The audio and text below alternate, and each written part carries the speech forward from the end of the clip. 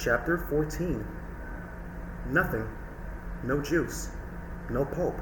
Not a single seed. Not one. I searched their bodies, frantically, from their ugly, grinning faces to their creepy, stubby toes. No clues. Nothing. How could I have been wrong? My stomach lurched as I turned to face my dad. "Dad?" I started in a shaky voice. Dad cut me off with an angry wave of his hand. "There's nothing to see here, Joe," he muttered. "I don't want to hear another word about the gnomes. Understand? Not one." His brown eyes flashed with fury. "I know who's responsible for this," he said bitterly, "and he's not going to get away with it." He whirled around and trotted into the backyard. He scooped up a handful of smashed tomato. The juice oozed between his fingers as he circled the house and charged next door. I watched Dad march up the McCall's steps and jab at the doorbell.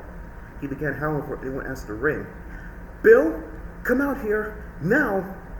I crouched behind Dad. I'd never seen him this angry before. I heard the lock turn.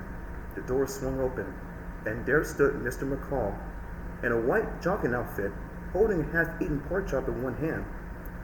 "Jeffrey, what are you yelling about?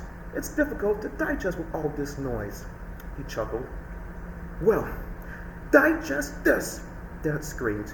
Then he brought his hand up and hurled the smashed tomato.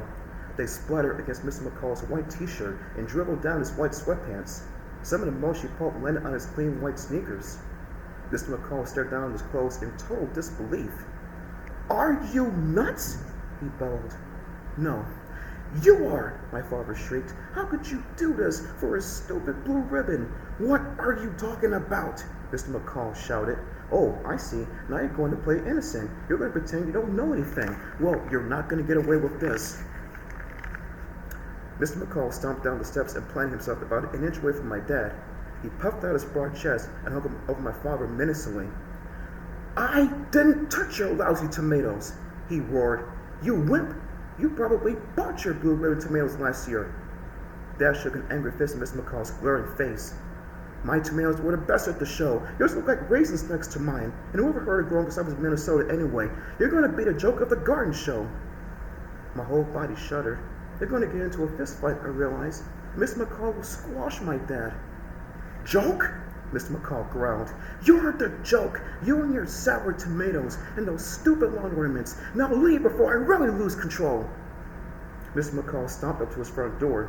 Then he spun around and said, "I don't want my son hanging around with Joe anymore. Your son probably wrecked your tomatoes, just as he wrecked my melons."